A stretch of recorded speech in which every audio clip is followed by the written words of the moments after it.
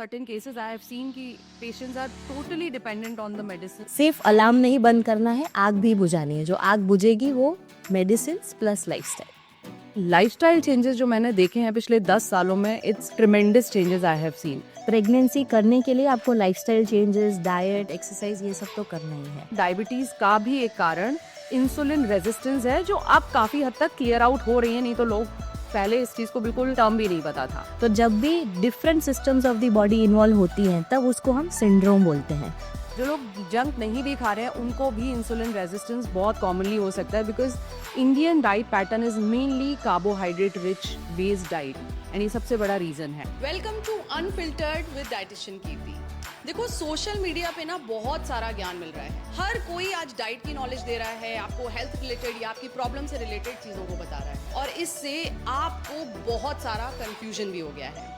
सो मैं आपकी अपनी डाइटिशियन कीर्ति जैन इस कंफ्यूजन को दूर करने के लिए अपने पॉडकास्ट पर लेकर आ रही हूँ ऐसे बहुत सारे गेस्ट जो आपकी सारे मिथ, मिसकंसेप्शंस को दूर करने वाले हैं.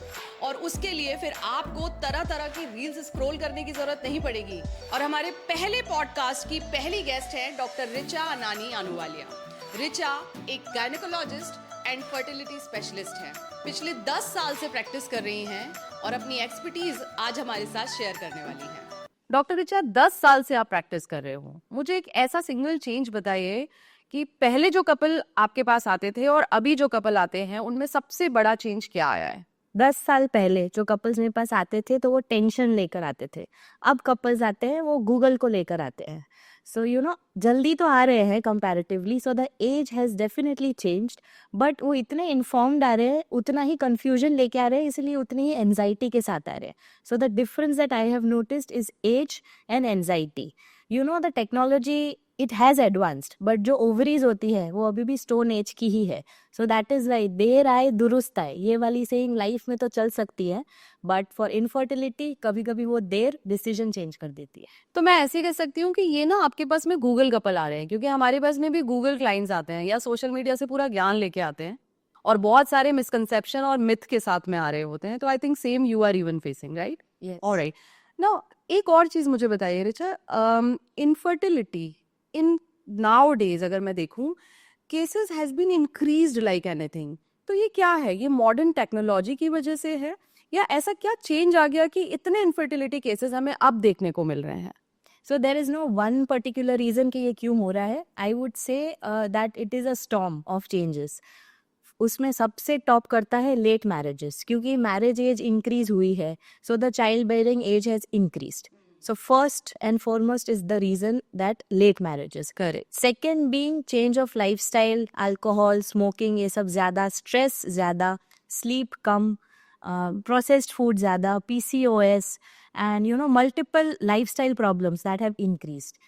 इन चीज़ों की वजह से जो फर्टिलिटी की प्रॉब्लम है वो बहुत बढ़ गई है. Absolutely correct. मुझे लगता है मैं जो केसेस देखती हूँ अपने पास डाइट से रिलेटेड भी, बाकी सारी चीज़ें एक तरफ है, लाइफस्टाइल चेंजेस जो मैंने देखे हैं पिछले 10 सालों में, it's tremendous changes I have scene. और उसके चलते जो सबसे ज़्यादा स्पेशली गर्ल्स, यंग गर्ल्स मैं देख रही हूँ, मैं वो PCOS PCOD के केसेस बहुत देख रही हूँ. तो इसी से रिलेटेड मुझे आप एक ये चीज़ बताइए कि what is the difference between PCOS and PCOD, और कितना इम्पैक्ट एक लड़की की लाइफ में PCOD डाल सकता है? See, PCOS is polycystic ovarian syndrome and PCOD is polycystic ovarian disease.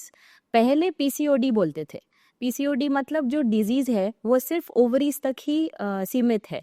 मतलब हमें सोनोग्राफी में सिर्फ छोटी छोटी सिस्ट जो कि इमेच्योर फॉलिकल्स होते हैं वो दिखते हैं. But now that term is almost obsolete. क्यों? क्योंकि जब भी किसी को PCOD होता है it's almost a full blown syndrome, जिसमें ना कि सिर्फ ओवरीज बट आपका स्किन, आपका गट, मेंटल हेल्थ, वेट गेन, बहुत सारे मेंस्ट्रुअल इरेगुलरिटी, ये बहुत सारे इश्यूज एसोसिएटेड होते हैं. तो जब भी different systems of the body involve होती हैं तब उसको हम सिंड्रोम बोलते हैं. सो PCOS is the correct term. Alright. And मैंने ऐसा भी देखा है जब पेरेंट्स बच्चों के साथ आते हैं, स्पेशली PCOS के केस में, उनका सबसे बड़ा डर ये रहता है कि हमारे बच्चे को अब PCOS हो गया है या PCOD हो गया है, शादी के बाद pregnancy would be a problem और एन इशू फॉर देम. इसके बारे में क्या बोलोगे आप? कितना रिलेटेबल है ये? See this is a very common myth जो मैं सुनती हूँ. तो इसको दूर करने के लिए आई would say that I my self I have PCOS and I have conceive naturally. So 80 to 90% of people अगर PCOS के साथ और कोई प्रॉब्लम नहीं है जो फर्टिलिटी को चैलेंज कर रही हो, then they can conceive naturally और with some help through medicine and follicular study. PCOS मतलब you might need some help because आपका ओव्यूलेशन रेगुलर नहीं है, but it does not imply that you are infertile. Pregnancy इतनी difficult नहीं होती है, but yes, pregnancy करने के लिए आपको लाइफस्टाइल चेंजेस, डाइट, एक्सरसाइज ये सब तो करना ही है. सो रिचा, जब भी PCOS के ट्रीटमेंट की बात आती है, डॉक्टर्स यूजुअली हार्मोनल पिल्स पे उनको डालते हैं. मुझे ये बताइए कि ये एक्चुअली एक ट्रीटमेंट लाइन है या सिर्फ उसको for the time being cure करने की एक रेमेडी होती है? मेरे पास जितने भी PCOS के पेशेंट्स आते हैं, what I tell them is, imagine करो कि आपका लैपटॉप, आपका कंप्यूटर, आपका मोबाइल फ़ोन चलते चलते हैंग हो गया. तो हम क्या करते हैं, उसको स्विच ऑफ करके स्विच ऑन करते हैं एंड वी एक्सपेक्ट कि वो अच्छे से काम करेगा. सो that is what the pills do. Because जो ओवरीज है उसको हम बंद कर देते हैं. जब भी हम बाहर से पिल्स देते हैं जो 21 डेज वाली होती है, तो अंदर से हार्मोन नहीं बन रहा, हम एक्सटर्नली दे रहे हैं.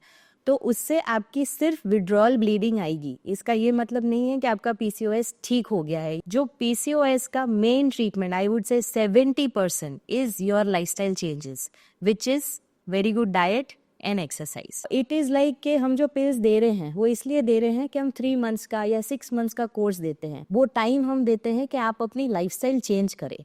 It is not wrong, but हाँ, सिर्फ वो ट्रीटमेंट देना दैट इज़ रॉन्ग. उसके साथ साथ एक हेल्दी लाइफस्टाइल, एक्सरसाइज ये सब होना चाहिए, ताकि 3 महीने या 6 महीने बाद जब ओवरीज रीस्टार्ट हो तो उनको एक्सटर्नल एनवायरनमेंट अंदर बॉडी में, सराउंडिंग एनवायरनमेंट ऐसा मिले कि वो अच्छे से काम कर पाए. सो इट इज़ लाइक कि सपोज कहीं आग लग रही है तो हम आग बुझाने की जगह हम अलार्म बंद कर रहे हैं. सिर्फ अलार्म नहीं बंद करना है, आग भी बुझानी है. जो आग बुझेगी वो medicine plus lifestyle. Correctly said, Richa.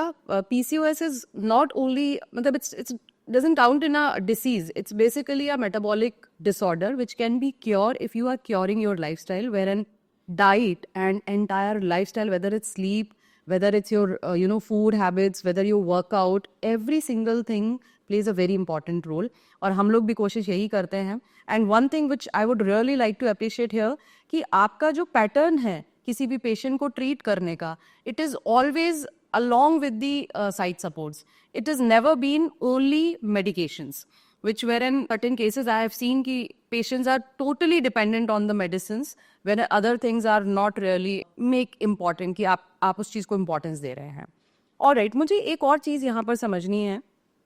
मैंने ये देखा है अपनी प्रैक्टिस में कि जब हम PCOS, PCOD की बात करते हैं या फर्टिलिटी ट्रीटमेंट की बात कर रहे हैं, इंसुलिन रेजिस्टेंस का कितना बड़ा इम्पैक्ट होता है. और एक्चुअली 2 लाइन में आप ये भी बता पाएं अगर कि इंसुलिन रेजिस्टेंस है क्या. बिकॉज मेरी अपनी रिसर्च, मेरी अपनी analysis being a functional nutritionist ये कहती है कि डायबिटीज से ज़्यादा, और इनफैक्ट डायबिटीज का भी एक कारण इंसुलिन रेजिस्टेंस है, जो अब काफ़ी हद तक क्लियर आउट हो रही है. नहीं तो लोग पहले इस चीज़ को बिल्कुल टर्म भी नहीं पता था. तो आप इसको किस तरह से एक्सप्लेन करेंगे और क्या कोरिलेशन दोनों का है, PCOS का भी, फर्टिलिटी के लिए भी? इंसुलिन रेजिस्टेंस किस हद तक जिम्मेदार होती है? सो PCOS में जो कॉज है that is not your ovary, right, that is insulin resistance. तो अगर आपने अपना इंसुलिन रेजिस्टेंस ठीक कर दिया, इसका मतलब आपने अपना PCOS ठीक कर दिया. Now what is insulin resistance? ऐसे मानो कि इंसुलिन आपकी बॉडी में ग्लूकोज का मैनेजर है, ठीक है. हाँ, जैसे आपने कुछ खाना खाया, वो ग्लूकोज में मेटाबोलाइज होता है और वो ग्लूकोज सेल्स में अंदर जाता है. बट अंदर कौन लेके जाता है? इंसुलिन पहले नॉक करता है सेल में, वो दरवाज़ा खोलते हैं, ग्लूकोज अंदर जाता है. In PCOS due to some factor, some theory जिसमें मैं नहीं जा रही हूँ, ये इंसुलिन का रेजिस्टेंस बढ़ जाता है. इसका मतलब इंसुलिन नॉक तो कर रहा है बट सेल्स दरवाज़ा ही नहीं खोल रहे. तो इस पे बॉडी क्या रिस्पॉन्स करती है? इंसुलिन का अमाउंट बढ़ा देती है. अब ये जो इंक्रीज इंसुलिन आया, ये ओवरीज को क्या सिग्नल देता है कि मेल हार्मोन ज़्यादा प्रोड्यूस करना है. इस एक्सेस ऑफ मेल हार्मोन की वजह से आपके irregular periods, acne, facial hair and all the other symptoms, weight gain, ये सब एक्सप्लेन होते हैं. So that is why if you fix your insulin resistance, आपका PCOS ठीक हो जाएगा. रिचा, इंसुलिन रेजिस्टेंस के बड़े सिंपल से डायग्नोस करने के तरीके हैं। आप इंसुलिन फास्टिंग पीपी करा के पता कर सकते हैं। मुझे आप ये बताओ कि डॉक्टर ये टेस्ट क्यों नहीं रिकमेंड करते हैं? नहीं करते हैं। I think all the educated and certified doctors, जो बाकी doctors I can not like comment on them, but we do. In fact अगर कोई ओबेस पीसीओएस है, मतलब जिनका वेट ज़्यादा है और पीसीओएस है, तो हम बिना टेस्ट कराए ही मेटफॉर्मिन स्टार्ट कर देते हैं and we tell them to exercise so that उनका इंसुलिन रेजिस्टेंस कम हो, plus we send them to good nutritionist like you so that you know through diet also उनका इंसुलिन रेजिस्टेंस कम हो। ऑलराइट, सो यहाँ मैं सारे व्यूअर्स को ये बताना चाहूँगी कि insulin resistance now it is a very very common problem. आप इसको बहुत इजीली डायग्नोज भी कर सकते हैं, बिना टेस्ट के भी डायग्नोज कर सकते हैं। If you see small moles on your skin, जिनकी अगर क्वांटिटी ज़्यादा आपको लग रही है या आपको ब्लैक लाइंस आपकी नेक पर नज़र आ रही हैं, आप इन दोनों ही तरीकों से ये जान सकते हैं कि there is a high chance you are insulin resistance, और ये बड़ा कॉमन है। इसका मेजर फैक्टर हमारा डाइट पैटर्न है। जो लोग जंक नहीं भी खा रहे हैं उनको भी इंसुलिन रेजिस्टेंस बहुत कॉमनली हो सकता है, because Indian diet pattern is mainly carbohydrate rich based diet, and ये सबसे बड़ा रीजन है। Thank you doctor for solving this query. ये मुझे बहुत ज़रूरी था जानना कि इंसुलिन रेजिस्टेंस जो है बॉडी के अंदर बहुत घमासान मचाए हुआ है, जिसको हम लोग बहुत ज़्यादा नज़रअंदाज कर देते हैं। सो अक्सर ये देखा है मैंने कि ओवरवेट है और पीसीओएस भी है। तो आप क्या कहते हो कि अगर आप वेट लूज करते हो तो पीसीओएस ठीक होने के चांसेस हाई होते हैं? सो पीसीओएस में अगर आप 5% भी वेट लॉस करते हैं, सपोज आपका वेट 80 kgs है और आपने उसको 4 किलो भी कम किया, then it will improve your ovulation, मतलब खुद ही ओव्यूलेशन होगा तो पीरियड्स रेगुलर आएंगे, एग क्वालिटी भी इम्प्रूव होगी एंड अल्टीमेटली प्रेगनेंसी के चांसेस भी बढ़ जाते हैं। But the problem with PCOS is, एक तो वेट लॉस करना मुश्किल होता है, प्लस वेट गेन भी जल्दी होता है। तो सब बोलते हैं ना कि पीसीओएस या पीसीओडी अगर आपको है तो आपको लाइफ टाइम रहेगा। वो लाइफ टाइम क्यों रहता है? क्योंकि जैसे ही आपकी लाइफस्टाइल इरेग्युलर हुई वो वापस आ जाएगा, पीरियड्स वापस irregular.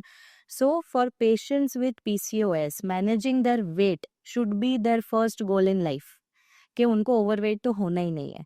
But there is also uncommon variety of PCOS जिसको हम थिन पीसीओएस या लीन पीसीओएस बोलते हैं, जिसमें वैसे ही patients they are not overweight. So ऐसे केसेस में भी जो फॉल्ट है वो इंसुलिन रेजिस्टेंस ही है। तो उन लोगों को भी न्यूट्रिशनिस्ट या डाइटिशियन की ज़रूरत है, जो कि वो अपना डाइट सुधारे, एंड जैसे कि शुगर कम करना है, प्रोटीन बढ़ाना है, फाइबर बढ़ाना है, यू नो, एंड उनका इंसुलिन रेजिस्टेंस कम करें। Absolutely correct. और मैं यहाँ बोलूँगी कि डाइट सुधारने का मतलब डाइट को कट शॉर्ट नहीं करना है कि सिर्फ सूप ले लेना है या फिर सैलेड्स पे ही चले जाना है या फिर अपने आप से शाम का खाना छोड़ देना है या फिर किसी तरह के आर्टिफिशियल स्वीटनर्स को यूज़ कर लेना है। तो बहुत सारे मिथ हैं, प्लीज़ मिथ पे नहीं जाना है। एक वेल बैलेंस्ड डाइट की तरफ आपको जाना है जो आपको ओवरऑल सपोर्ट सिस्टम खड़ा करती है, not only losing weight. In fact आपको जितने भी माइक्रोन्यूट्रिएंट डेफिशिएंसीज जो अमूमन हमारे खाने पीने में रहती है, आप उसको फुलफिल करते हैं, उसके साथ वेट लॉस करते हैं और आप ओवरऑल नरिशमेंट की तरफ जाते हैं। सो डॉक्टर, एक और मुझे यहाँ पर चीज़ आपसे पूछनी है कि सप्लीमेंटेशंस को लेके ना इंडिया में बड़ा मिथ है। उनको लगता है आप किसी तरह की टैबलेट तो नहीं देंगे डाइट में, या आप हमें किसी पाउडर पे तो नहीं डाल देंगे। Usually we also try to take out the stuff from the kitchen only, है ना। मेरी डाइट का स्पेसिफिक जो रोल रहता है, या मैं अपनी डाइट में क्योरिटी इस तरह से करती हूँ मील्स की किचन से ही हम सब चीज़ें लें। But still, specially in the vegetarian diets, there are essential nutrients which can not be formed in the body and we really need to have those supplements. आप क्या कहते हैं, क्या रोल है सप्लीमेंट्स का और किस तरह के सप्लीमेंट्स आइडियली आपकी डाइट में होने चाहिए? इफ़ यू हैव पीसीओएस तो एक माइक्रोन्यूट्रिएंट होता है जिसको हम बोलते हैं आइनोसिटोल, वो आपको सप्लीमेंट लेना ही पड़ेगा बिकॉज वो डाइट में इतना नहीं होता है। सेकेंड इज विटामिन डी, वो भी पीसीओएस वाले पेशेंट्स में डेफिशिएंट रहता है। Third is protein supplement and omega 3। सो ये कुछ सप्लीमेंट्स है जो पीसीओएस वाले लोगों को बाहर से ही लेने पड़ेंगे। Vitamin B12 also if they are vegetarians. Very true. And मुझे लगता है, ठीक है, we are talking about certain issues right now, so in that context it is right, but मुझे लगता है otherwise also vitamin D, vitamin B12, even magnesium glycinate, it's very common deficiency among the Indians. बहुत सारी problems इन 3 nutrients की deficiency से होती है। इवन आपकी स्लीप जो है वो कॉमनली हैम्पर रहती है। तो मुझे लगता है कि ये सप्लीमेंट्स तो हमको लेने ही चाहिए। I think I also add magnesium in this, क्योंकि Yeah. वो भी स्लीप रेगुलर करता है एंड स्ट्रेस डिक्रीज करता है। 100% मतलब मैग्नीशियम तो अपने आप में I think more than 300 reactions in the body required magnesium, तो हम उसको बिल्कुल अवॉइड ही नहीं कर सकते। And unfortunately you can't see the deficiency in the blood test. तो आपको ये तो आइडियली ले ही लेना चाहिए 3 मंथ्स के लिए, and then you can break it. Absolutely. एक क्वेश्चन मैं यहाँ पर ये पूछना चाहूंगी, मैंने ये देखा है इंडियन कल्चर में हमारे यहाँ सब चीजें कल्चरली बड़ी कनेक्टेड हैं। सो किसी भी ओकेजन पे लाइक शादी में जाना है या खुद की शादी है या कोई फेस्टिवल या कोई पूजा आ रही है एंड किसी भी फीमेल के उस समय पीरियड्स ड्यू हैं, बड़ा ही कैजुअली मदर्स सिस्टर्स उनको पिल्स दे देती हैं to delay their periods. And this happened even in my family, and from there to till today I'm seeing those consequences in my sister. तो आपका क्या इस पे ओपिनियन है और ये कितना सही है कि सेल्फ डॉक्टर बन के आप, sorry I am being harsh because मुझे ये चीज़ बड़ी कहीं ना कहीं पिंच होती है कि how you can just play with the body some hormonal tablets. तो आप क्या कहते हैं कि कितना सही है इस तरह के डिसीजंस लेना और इसको कंटिन्यू करवा देना और फिर उसके जो कॉम्प्लिकेशंस को बहुत नॉर्मली ले लेना कि it's okay, and complications actually होते हैं, वी हैव सीन। आपका क्या कहना है इसमें कि इट इफेक्ट्स? सी, जो पीरियड डिले करने वाली पिल्स होती है वो एक फिक्स अमाउंट ऑफ डेज के लिए और एक particular amount of day from your periods ली जाती है, जो आपकी गायनेक ही बेस्ट बता सकती है। यू कैनॉट प्रिडिक्ट कि वो डे कौन सा है जब से आपको वो टैबलेट्स लेनी है। आपकी प्रीवियस कोई डिजीज़ तो नहीं है, थायराइड, पीसीओएस, उसको चेक करना होता है। कितने डेज तक लेनी है, because I have seen patients taking them from 20 to 25 days लेते रहते हैं and then they land up with too much of bleeding. किसी किसी को अगर पहले फैमिली हिस्ट्री है कैंसर की या स्ट्रोक या हार्ट अटैक की, तो उनको भी वो रिस्क बढ़ सकता है, कैंसर का रिस्क बढ़ सकता है। So there are multiple things जो हमें रूल आउट करनी है। एग्जैक्ट ड्यूरेशन, एग्जैक्ट डे, ये सब बताना है। तो किसी ने बोला, मम्मा ने बोला, बहन ने बोला, उसके बोलने से नहीं लेना है। Ideally you should consult a gynae and then take it. Richa, 90s की बात करूँ ना तो IVF साइकिल्स इतने नहीं थे, बट अगर आप आज की डेट में देखते हैं तो इंडिया में एक साल में 3 लाख IVF की साइकिल्स हो रही हैं। क्या है ये, कमर्शलाइजेशन है या सच में इतनी रिक्वायरमेंट है? इन 90s जो फीमेल एज थी चाइल्ड बेयरिंग की, वो बहुत ही यंग थी, जल्दी शादी होती थी, जल्दी बच्चे होते थे, तो इतनी फर्टिलिटी प्रॉब्लम नहीं आती थी। True. But nature has made females in such a way that biologically speaking उनकी जो एज है कंसीव करने की, that is late 20s and early 30s। तो अब professionally females want to do well, but they don't understand के जो biology है वो आपकी लिंक्डइन प्रोफाइल नहीं चेक करती। वो अभी भी जो ओवरीज है वो अभी भी स्टोन एज में ही चल रही है। That is the first problem कि क्यों IVF की रेट्स बढ़ रही है, because of late marriages. Secondly, diagnosis भी इतना इजीली हो गया है। पहले भी प्रॉब्लम्स तो होती थी बट डायग्नोज नहीं होते थे, तो अभी जल्दी डायग्नोज हो जाता है। And we have technology, better technology. Affordability बढ़ गई है एक कपल की, एवरेज इंडियन कपल की अफोर्डेबिलिटी भी बढ़ गई है, पहले इतनी अफोर्डेबिलिटी नहीं थी। And ease of clinics, everywhere clinics are available, तो एक ईज भी है। पहले के ज़माने में इतने IVF क्लिनिक्स भी नहीं होते थे। तो combining all that is why the IVF rates have gone up. It is not commercialisation, I would not say that. Need of the hour भी बढ़ गया है। सो इट इज़ एक्चुअली जो मॉडर्न लाइफस्टाइल प्रॉब्लम्स है उसको match करने के लिए हमें मॉडर्न टेक्नोलॉजी भी चाहिए, which is IVF। I think in growing IVF segment poor lifestyle का एक बहुत ही मेजर रोल है। तो मुझे लगता है कि ये एक बहुत फैक्ट है Yes. कि आपकी जितनी पुअर लाइफस्टाइल है उसको देखते हुए IVF की तरफ शिफ्टिंग आपकी परसेंटेज हाई होते जा रहे हैं। डेफिनेटली। रिचा, IVF का सक्सेस रेट क्या है? 100% गारंटी होती है या इट्स लाइक 50-50 चांसेस हैं, या यू जस्ट से कि वी कांट कमिट? सी, अगर कोई बोल रहा है, एनी डॉक्टर, इफ ही और शी क्लेम्स दैट 100% गारंटी लेके हम आपको बताते हैं कि IVF हो ही जाएगा, बेबी कंसीव हो ही जाएगा, देन वो डॉक्टर झूठा है। इट इज नॉट पॉसिबल कि 100% सक्सेस रेट हो IVF में। क्यों? Because in IVF we are actually going against nature. हमें नहीं, मतलब we are just replicating nature, rather I would say. मतलब नेचुरली नहीं हो रहा है. So we are going against it, we are replicating all the systems that are happening inside it, and हम कोशिश कर रहे हैं. बट वो कोशिश किसी हद तक ही सक्सेस हो सक्सेस सकती है. होती है. ऑफकोर्स जो सक्सेस रेट है आईवीएफ का वो भी डिपेंड करता है जो हम एग यूज कर रहे हैं उसकी एज पे, मतलब फीमेल की एज पे. अगर फीमेल की age is less than 35 then chances of IVF success are really good. अगर उसकी एज 35 से ज्यादा है तो वो ड्रास्टिकली फॉल होती है, एंड 40 इयर्स के बाद it is only a 15% chance कि आईवीएफ सक्सेसफुल होगा. सो आपको ये देखना है कि फीमेल की एज कितनी है एंड अदर फैक्टर्स क्या है, उसके हिसाब से सक्सेस रेट है. 100% गारंटी कभी भी नहीं होती. अच्छा, इस आईवीएफ के ट्रीटमेंट में जो रिस्पॉन्सिबिलिटी देखी जाती है, या मैं कहूँ फैमिली एक्सपेक्टेशंस जितनी है, वो सारी औरत से है, फीमेल से है. फीमेल कंसीव नहीं कर रही है, फीमेल को कंसीव करना है, मेल का क्या रोल है इसमें? कुछ नहीं. I mean how, I mean why only female here also?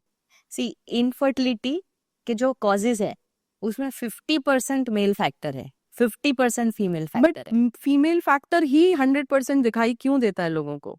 I think that scenario is changing now. Even males भी आ रहे हैं, अपना सीमेन एनालिसिस भी करवा रहे हैं, but percentage wise it is 50-50. It is not 100%. Sorry, मैं यहाँ इंटरप्ट कर रही हूँ, बट ये मेल एक्सेप्टेंस है यहाँ पे कि we are also responsible for this? अब आ गई है.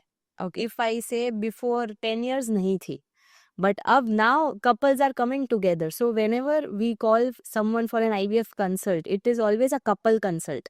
अकेला हस्बैंड या अकेली वाइफ नहीं आते. It is always a couple who comes along, and semen analysis is one of the first test that we do, and then explore others. क्यों? क्योंकि मेल्स में तो एक ही टेस्ट है विच इज सीमेन एनालिसिस. अगर वो नॉर्मल है then he is out, कि भाई ठीक है नॉर्मल. फीमेल्स में तो there are a battery of test, जिसमें से कुछ सर्जिकल भी हो सकते हैं, कुछ इन्वेजिव टेस्ट भी हो सकते हैं. HSG जो ट्यूब्स वाला टेस्ट है वो इतना पेनफुल रहता है, तो वो सारे टेस्ट हम बाद में कराते हैं. फर्स्ट जो टेस्ट होते हैं उसमें semen analysis is the basic test, and yes males are responsible for 50% of the infertility. सुन लिया है सारे मेल्स ने यहाँ पे, so please do take that responsibility guys. और अच्छा, एक और चीज आप मुझे बताओ, मेल्स में स्पर्म क्वांटिटी एंड क्वालिटी दोनों ही चीजें इंपॉर्टेंट हैं. क्या ऐसे फैक्टर्स हैं या क्या ऐसे रिस्पॉन्सिबल फैक्टर्स हैं जिनकी वजह से nowadays again we see lot of decreasing factor? तो वो क्या कारण है? The first and foremost is lifestyle. Okay, so lack of exercise. अगर आप किसी का मोटापा ज़्यादा है तो वही फीमेल हार्मोन ज़्यादा बनता है, स्पर्म टेस्टोस्टेरोन कम होता है, स्पर्म काउंट डेफिनेटली कम होता है. Second is smoking, alcohol. इन सब से बॉडी में ऑक्सीडेटिव स्ट्रेस ज़्यादा होता है. जो स्पर्म का बनने का प्रोसेस है वो हैम्पर होता है. स्पर्म की क्वालिटी डेफिनेटली हैम्पर होता है. कोविड के बाद हमने देखा है कि the count has decrease. Decreased, yeah. Average male का जो काउंट होता है वो कम हो गया है. देन अगर कोई इंजरी हुई हो इन द टेस्टिस या कोई प्रीवियस सर्जरी हुई हो, that may play a role. There are multiple factors, but जो हमारे कंट्रोल में है that is lifestyle True. And diet and exercise. And this can be curable. अगर कोई पर्सन अपनी लाइफस्टाइल, अपनी डाइट को प्रॉपर अंडर कंट्रोल लेकर आते हैं, सुपरवाइज्ड करते हैं और इम्प्रूव कर लेते हैं, तो this can be reversed. Depends on the cause. कि अगर जैसे सो देर इज नील शुक्राणु जो हम बोलते हैं which is azoospermia, which is absence of any sperm, के है ही नहीं sperm, and there is low sperm count, जिसको हम ओट्स या ओलिगोएस्थेनोटेरेटोस्पर्मिया भी बोलते हैं. सो अगर आपके स्पर्म्स एब्सेंट है, it can again be of two types, के या तो बन ही नहीं रहे या बन रहे हैं बट कहीं नलियों में ब्लॉक है इसलिए बाहर नहीं आ रहे. तो इन दैट कॉजेज अगेन उसका जो ट्रीटमेंट होगा वो अलग हो जाएगा. अगर आपका काउंट कम है तो डेफिनेटली हम कुछ मेडिसिन से, आपकी लाइफस्टाइल चेंजेस से वो काउंट बढ़ा सकते हैं. सो रिचा, एक कपल ये कैसे एनालाइज करेगा या कैसे समझेगा कि they need IVF treatment, number 1, and साथ में एक अच्छा आईवीएफ डॉक्टर वो कैसे आइडेंटिफाई करेंगे? सी, अगर कोई कपल है जिसमें दोनों ही फेलोपियन ट्यूब्स ब्लॉक है फीमेल की, that is the first and foremost indication for IVF. अगर स्पर्म काउंट 0 है या स्पर्म काउंट बहुत ही ज़्यादा कम है, फेल्ड IUI साइकिल्स है, बहुत सीवियर एंडोमेट्रियोसिस है, सो देर आर मल्टीपल फैक्टर्स जब हम किसी कपल को IVF बताते हैं. बट मैं बोलूँगी सबसे बड़ा रेड फ्लैग, अगर आप कोई क्लिनिक में गए हो और डॉक्टर ने 5 मिनट में आईवीएफ बोल दिया, then you should consider it a big red flag. Green flag I would say, अगर आप किसी डॉक्टर के पास गए, उसने आपकी हिस्ट्री पूरी तरह से सुनी, आपको समझाया कि कहाँ प्रॉब्लम आ रही है, ये नॉर्मल फर्टिलाइजेशन प्रोसेस है, यहाँ पे आपको दिक्कत आ रही है, then it is a big green flag. So you should consider doctors and clinics जहाँ आपकी लैब क्वालिटी बहुत अच्छी हो, डॉक्टर्स एक्सेसिबल हो, at least you can talk to the doctor कि प्रोसीजर कब हो रहा है, प्रोसीजर के दौरान, प्रोसीजर के बाद, doctor should be accessible to you. Success rates अच्छी हो एंड बहुत ही ट्रांसपेरेंट हो, ऐसा नहीं कि बोला गया कुछ किया गया कुछ। So transparency and ethics, these two are the most important things you should look for. Doctor Richa, IVF treatment का क्या प्रोसीजर होता है? सिंपलेस्ट फॉर्म में स्टेप बाय स्टेप आप बताइए। So there are 4 steps. First is के नेचुरली एक ही एग बनता है, उसमें हम इंजेक्शंस दे के जितने एग्स विजिबल हैं अभी इस साइकिल में ओवरी के सरफेस पे, उनको ग्रो करते हैं। इंजेक्शंस जो लगते हैं वो एब्डोमेन पे लगते हैं, फैट में लगते हैं, पेन नहीं होता, आप खुद भी ले सकते हो, जैसे इंसुलिन के इंजेक्शंस लेते हैं वैसे ही। 10 to 12 days is the average. फिर सेकेंड इज उन एग्स को हम बाहर निकालते हैं अंडर एनेस्थीसिया। 10 मिनट का ही प्रोसीजर होता है, जैसे हम ब्लड सैंपल ले रहे हैं ऐसे ही मानो एक प्रिक वजाइना में लेफ्ट साइड, एक राइट साइड, और वो एग्स हम सक्शन आउट कर लेते हैं। Third is the fertilisation process जो लैब में होता है, जिसमें हम वाइफ के एग्स एंड हस्बैंड के स्पर्म्स को कंबाइन करके एम्ब्रियो बनाते हैं, उसको 3 to 5 डेज ग्रो करते हैं। बेसिकली जो फेलोपियन ट्यूब में प्रोसेस होता है वो प्रोसेस हम लैब में कर रहे हैं। और उन एम्ब्रियो को, the fourth step being embryo transfer, या तो हम फ्रेश साइकिल में मतलब आफ्टर 3 to 5 डेज ट्रांसफर कर देते हैं, या उनको फ्रीज करते हैं और जब भी पेशेंट ट्रांसफर कराना चाहते हैं तब उनका एम्ब्रियो ट्रांसफर करते हैं। And then comes the most important 2 week का वेट, जो एम्ब्रियो ट्रांसफर के बाद होता है, द मोस्ट इम्पॉर्टेंट स्टेप। उसके बाद आपका रिजल्ट आता है। सो रिचा, ये जो 2 वीक का गैप होता है, ये कितना डिफिकल्ट होता है एज इन कपल उनके लिए, एज इन डॉक्टर उनके साथ वो जर्नी कंप्लीट करने के लिए और उनको एक तरह से स्पेसिफाई भी करने के लिए? कैसे आप इसको मैनेज करते हो? जो ये वेट वाला पीरियड होता है उसके ना बहुत सारे मिथ्स है, सब के बेड रेस्ट में जाना पड़ता है, ये नहीं खाना, वो नहीं खाना, ये नहीं करना, वो नहीं करना। वन लाइन जो मैं मेरे पेशेंट को बोलती हूँ कि आप सेकेंड हनीमून पे चले जाओ। Why? Because I want their mind to be occupied. अगर आप काम कर रहे हैं तो आपको अपने काम पे जाना है, कोई छुट्टी लेने की जरूरत नहीं है। The only thing that is to be avoided is कोई भी बहुत ज्यादा हैवी एक्टिविटी नहीं करनी है कि आपके लोअर एब्डोमेन पे बहुत ज्यादा प्रेशर आए, दैट्स इट। बाकी कोई ऐसे प्रिकॉशंस लेने की जरूरत नहीं है। तो ये जो वेट पीरियड को इतना इम्पोर्टेंस दिया है, एक्चुअली उसमें बस आपको स्ट्रेस फ्री रहना है। That is the only thing I tell my patients कि आप बिंदास रहो, सोचना नहीं है। अब जितना हमारे कंट्रोल में था उतना हमने कर लिया है, बाकी it's your luck. According to you, because you are the specialist, fertility specialist, diet का कितना रोल होता है ड्यूरिंग दिस एंटायर प्रोसेस? कितना सपोर्ट सिस्टम खड़ा होता है और आपको क्या लगता है कि वाकई उस समय एक न्यूट्रिशनिस्ट, एक डाइटिशियन की जरूरत होती है और it is like good to go और आप अपने अकॉर्डिंग, अपने विजडम के अकॉर्डिंग इसको ले सकते हैं? नहीं, अगर आपको डाइट के बारे में बेसिक नॉलेज नहीं है कि क्या ideally what is good for your gut, what is good for your brain, for your activity, then definitely I recommend them a nutritionist or a dietitian. But जिनको ऑलरेडी नॉलेज है, आई tell them that आपको healthy diet लेना है। Problem ये है कि वो healthy diet लोगों को पता ही नहीं होता कि एक्चुअली क्या है actually, and if they are not taking good diet तो बॉडी में ऑक्सीडेटिव स्ट्रेस होता है, and that will result in poor quality of eggs and poor quality of sperm and hence embryo की quality खराब हो रहा है। तो definitely diet and I would also say exercise, दोनों का ही रोल है इस चीज़ में। तो अगर जिनको नहीं पता कि एक्चुअली हेल्दी डाइट क्या होता है तो उनको बिल्कुल न्यूट्रिशनिस्ट या डाइटिशियन से कंसल्ट करना चाहिए। और एक चीज मैं यहाँ ये जरूर ऐड करूंगी कि हेल्दी डाइट का मतलब सिर्फ घर का खाना नहीं होता है। Healthy diet means very well balanced diet जिसमें variety of all the nutrients should include as per the scenarios what you are going through. So ये मिथ जो है कि घर का खाना इज द हेल्दी खाना, those days has gone now.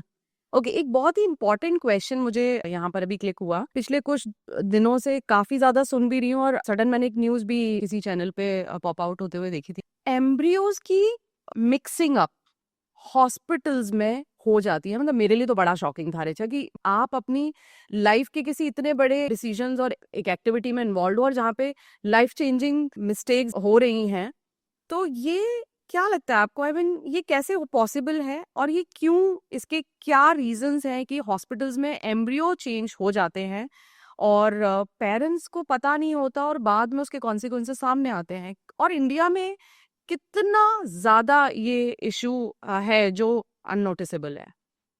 C first of all ये क्वेश्चन सुन के जो भी लोग सुन रहे हैं उनको पैनिक नहीं होना, ठीक है। Secondly, it is possible, a mixup is possible because after all जो लैब में काम करते हैं embryologist, those people are also human errors हो सकते हैं। True. Now what we do, I am a consultant at Nova IVF fertility. वहां पे हमने 2 चीजें करी है।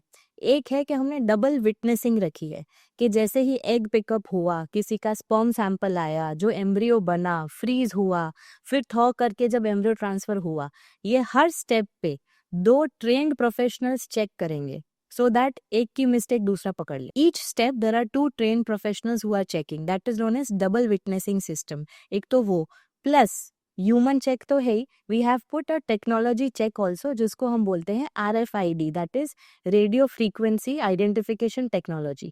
इसमें क्या होता है, जैसे ही हर चीज के स्टेप पे, जैसे मैंने आपको बताया स्टेप्स, उसमें वो स्लाइड या वो डिशेस रेडियो फ्रीक्वेंसी से इलेक्ट्रॉनिकली टैग हो जाती है, इनविजिबल टैगिंग। सो अगर कहीं पे भी कुछ भी थोड़ा सा भी मिसमैच हुआ तो वो पूरी सिस्टम को अलर्ट करते हैं। So we have kept a human check, we have kept a technology check, and that is how we prevent mix-ups. But yes, जहाँ पे ये systems available नहीं है, जहाँ पे IVF cycles होती हैं थोड़ी ज़्यादा अमाउंट में, वहाँ पे definitely a mix-up is possible. You just have to check कि आप जहाँ भी IVF करवा रहे हो वहाँ पे ये चीज़ें ना हो, इसके लिए डॉक्यूमेंटेशन क्या है, विटनेसिंग सिस्टम क्या है, and thus move forward. Richa, females की लाइफ में ना बहुत सारे फेजेस आते हैं and pregnancy one of the important phase. But मुझे पर्सनली ऐसा लगता है कि मेनोपॉजल फेज जो है वो लाइफ का टफेस्ट फेज होता है एक फीमेल की लाइफ में। बट पता कैसे चलेगा कि मेनोपॉज है या स्ट्रेस है? मेनोपॉज में जो सिम्टम्स आते हैं कि पीरियड्स कभी कभी बहुत लाइट आते हैं, कभी कभी बहुत हैवी आते हैं, इरेगुलर हो जाते हैं, या प्लस साथ साथ में hot flashes, vaginal dryness, sleep disturbances, brain fog होना, ये सारा कॉमन है। But as you rightly said, ये सारा कुछ स्ट्रेस में भी हो सकता है। Exactly. So how do you differentiate? Differentiation is के जो मेनोपॉजल सिम्टम्स होते हैं ये हार्मोनल होते हैं, है ना। एंड स्ट्रेस में जब ये सिम्टम्स आते हैं तो ये कोई ट्रिगर के साथ आएंगे कि ये चीज होने से मुझे ये सिम्टम्स आते हैं। प्लस मेनोपॉज में जो डिफरेंशिएटिंग फैक्टर है वो है कि जो पीरियड्स है वो 12 मंथ्स तक एब्सेंट होने चाहिए। But what I would like to stress upon is के अगर आप सफर कर रहे हो through these symptoms, you need not wait for 12 months. आप जल्दी भी कंसल्ट करके कुछ टेस्ट करवा के ये पता कर सकते हो and you can take treatment for those symptoms, because ignore करना is not strength. Talking about it, consulting doctor is the actual strength. Absolutely. Richa, menopause से पहले भी लाइफस्टाइल सेम है, खाना मैं सेम खा रही हूँ, और मेनोपॉज के बाद भी, फिर ये वेट गेन क्यों हो जाता है? सी ये क्वेश्चन बहुत कॉमन है। Again all the menopausal perimenopausal females ये पूछती हैं कि मैं खाना सेम अमाउंट खा रही हूँ, सेम स्टाइल खा रही हूँ, बट वेट गेन हो रहा है। But your body has changed, hormones have changed. क्या होता है मेनोपॉज में, ईस्ट्रोजन आपका कम हो जाता है, तो आपका मसल मास जो ईस्ट्रोजन प्रोटेक्ट करता है वो भी कम हो जाता है। इसकी वजह से जो आपका मेटाबॉलिज्म है वो स्लो हो गया, इंसुलिन रेजिस्टेंस बढ़ गया, प्लस जो फैट का डिस्ट्रीब्यूशन है वो चेंज हो जाता है और बेली की तरफ ज़्यादा आ जाता है। So because of all these factors, भले आप सेम खाना खा रहे हो बट आपका वेट बढ़ सकता है। तो इसके लिए क्या क्या करना है, आपको स्ट्रेंथ ट्रेनिंग एक्सरसाइजेस करनी है जिससे कि आपका मसल मास मेंटेन हो, आपको अच्छी स्लीप लेनी है, proper diet, high protein diet is the most crucial in menopause. 1.2 to 1.5 grams of protein per day per kg ये लेना है। Keep your hormones in check. इन सब से आपका वेट गेन कंट्रोल में हो जाएगा। एब्सोल्युटली। आई थिंक जब हम भी मेनोपॉजल केसेस को ट्रीट कर रहे होते हैं तो मैंने देखा है डाइट अपने आप में एक इम्पॉर्टेंट फैक्टर है, but at the same time sleep and the physical activity is very very crucial. तो आप उसको इग्नोर नहीं कर सकते और आप ये नहीं सोच सकते कि अब तो मैं एक डाइटिशियन के पास जा रही हूँ, अब इसने डाइट का मुझे पूरा ज्ञान दे दिया है, मैं अंडर सुपरविजन हूँ और डाइट से मेरा वेट जो है वो हो जाएगा। डाइट के साथ भी without a good balance diet and physical activity and good sleep, without that आप वेट लॉस नहीं कर सकते फॉर श्योर। ये I am completely agree with this. Definitely. जैसे कि रिचा ने भी बताया कि हमें 1 से 1.5 gram protein per KG body weight के अकॉर्डिंग अपनी डाइट में रखना है।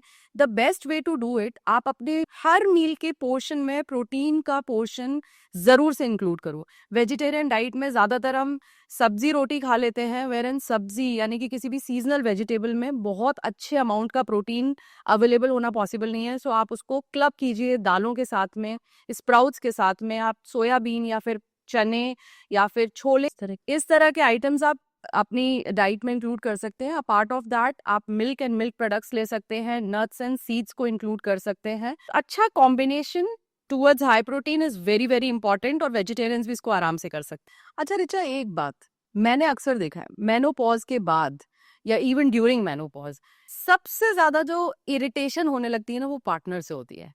इंटिमेसी या फिर लिबिडो ये यूजुअली कम हो जाता है। क्यों होता है ऐसा? और दूसरा, इसमें बेचारे मेल पार्टनर की तो कोई गलती नहीं है, तो ट्रीटमेंट क्या है इसका, इसके बारे में बताओ। ये क्वेश्चन भी बहुत धीरे से मुझे पेशेंट्स आगे पूछते हैं कि मैम मन कम करता है, so that is low libido, जो सेक्सुअल डिजायर है वो कम हो जाती है। कॉजेज बहुत सारे हैं इसको। मेनोपॉज के बाद आपका एस्ट्रोजन कम होता है तो वजाइनल ड्राइनेस बढ़ जाती है, पेन होता है इंटरकोर्स के टाइम क्योंकि वहाँ की स्किन थिन हो जाती है, रिकरेंट इन्फेक्शंस हो सकते हैं एंड एज सच डिजायर इसीलिए कम हो जाता है। But the good thing is इसके लिए ट्रीटमेंट अवेलेबल है, तो साइलेंस में सफ़र करने की ज़रूरत नहीं है। अगर ये आपको प्रॉब्लम है, कंसल्ट, बिकॉज इजीली एक ईस्ट्रोजन क्रीम अवेलेबल है, उससे वो ठीक हो सकता है। हार्मोन रिप्लेसमेंट थेरेपी से ठीक हो सकता है, पेल्विक फ्लोर थेरेपी से ठीक हो सकता है। तो मल्टीपल थेरेपीज अवेलेबल है जिसमें कोई इंजेक्शन या कोई सर्जरी की कुछ ज़रूरत नहीं है and you can have a good sexual life and hence quality of life आपकी और आपके पार्टनर की, दोनों की बेटर होगी और आपके अपने पति से एलर्जी भी कम होगी। सो गाइज, सबने सुन लिया है ये। The best way to come out from this issue is the discussion. So आपको अपने गायनेक से इसके बारे में डिस्कस करना चाहिए और सॉल्यूशंस पे जाना चाहिए, ना कि साइलेंस होके इसको अवॉइड करना चाहिए। सो रिचा, आपने एचआरटी के बारे में बात की अभी। एचआरटी क्या है, कितना जरूरी है और इसको लेना चाहिए या नहीं? अगर लेते हैं तो is there any side effect of that? See HRT is hormone replacement therapy जो हम पेरीमेनोपॉज में या मेनोपॉज के बाद भी दे सकते हैं। आइडियली वी से कि जैसे ही मेनोपॉज आया है आपको 10 साल के अंदर इसको स्टार्ट करना है and not more than 60 years of age, क्योंकि उसके बाद जो आपने बोला जैसे side effects, danger side effects like breast cancer के रिस्क बढ़ सकते हैं। बट पोस्ट 60 इयर्स जो एक स्टडी आई थी, HRT को क्यों इतना पहले बैन कर दिया था कि नहीं करना चाहिए, क्योंकि बहुत सालों पहले एक स्टडी आई थी जिसमें ये बोला गया था कि इससे ब्रेस्ट कैंसर का रिस्क बढ़ जाता है।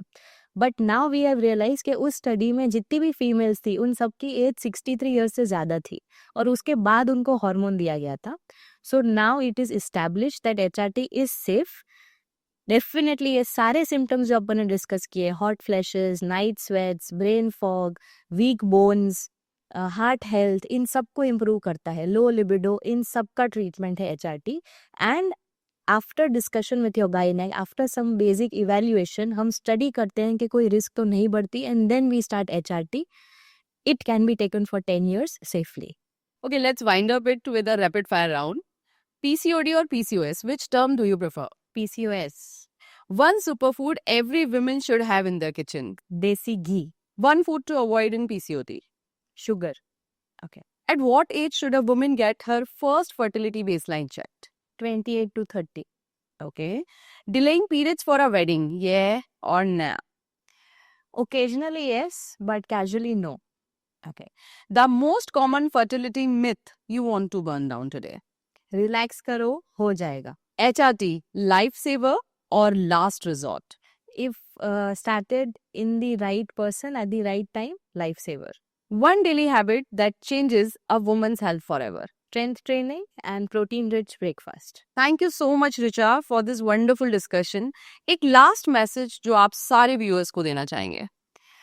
मैं ये बोलना चाहती हूँ कि विमेन को ना हार्मोन से ज़्यादा जो एक्चुअल डेंजर है वो लोगों की ओपिनियन से है. वेट कम कर लो, बस IVF क्यों करा रही हो, नेचुरली ट्राई कर लो, पेन टॉलरेट कर लो, मेनोपॉज ही तो है, सबका कॉमन है, टॉलरेट कर लो. ये सारी ओपिनियन से ज़्यादा you should consult a expert जब भी आपको कोई भी प्रॉब्लम होती है. रील्स देखने से सिर्फ अवेयरनेस मिलती है, अगर डायग्नोसिस चाहिए तो उसके लिए तो क्लिनिक जाना ही पड़ेगा. Thank you so much Kirti for inviting me. I am very excited and looking forward for this talk and breaking some myths.